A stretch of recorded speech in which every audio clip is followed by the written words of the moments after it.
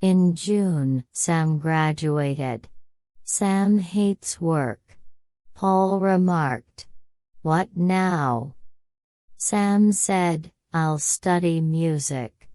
I'll attend music school. Sam attended music school but didn't study. He enjoyed games and dances. He was poor. He took vacation.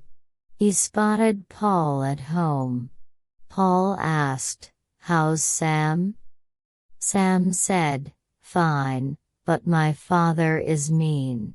I begged him for $1,000 for a new violin, but he didn't respond.